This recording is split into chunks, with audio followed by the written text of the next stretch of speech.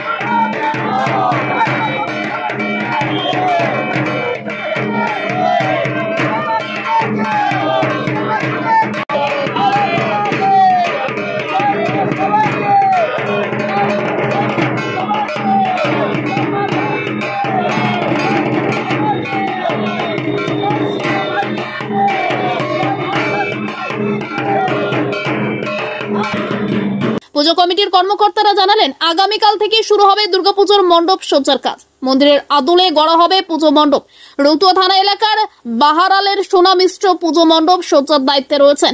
সাবেকি মাতৃ প্রতিমা থাকছে পুজো মণ্ডপে। মাতৃ প্রতিমা গড়ছেন স্থানীয় বিশিষ্ট মৃৎশিল্পী লালু পাল। জমকালো আলোকসজ্জা থাকছে। পুজোর উদ্যোক্তারা জানান, এবছর 38তম পুজো। পুজোয় চন্দননগরের আলোকসজ্জা করা হবে। পুজোর বাজেট ধরা হয়েছে প্রায় 8 লক্ষ টাকা। নবীন সংঘ ক্লাবের সভাপতি প্রশান্ত পাল বলেন, প্রতি বছরের মতো এবছরও আমরা শারদীয়া উৎসবের আয়োজন করতে চলেছি। আজকে খুঁটি পুজোর মধ্য দিয়ে উৎসবের শুভ সূচনা করা হলো। আগামীকাল থেকে মণ্ডপ সজ্জার কাজ শুরু হয়ে যাবে। মন্দিরের আদলে প্যান্ডেল করা হবে। সাবেকি মাতৃ প্রতিমা। চন্দননগরে আলোকসজ্জা থাকছে। ব্যুরো রিপোর্ট, আমাদের চাঁচল। সঙ্গে থাকুন, দেখতে থাকুন আমাদের চাঁচল।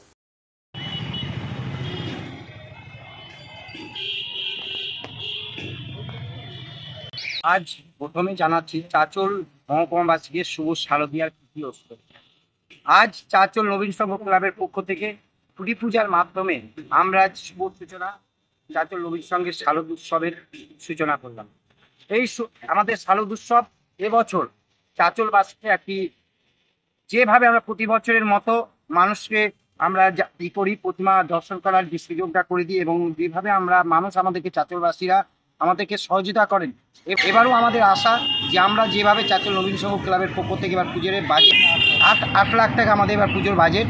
এবার আমাদের প্যান্ডেল আসছে বাহারাল সোনা মিশ্র করবেন এবং মৃৎশিল্পী লালু পাল। আলোকসজ্জা আসছে চন্দননগরের।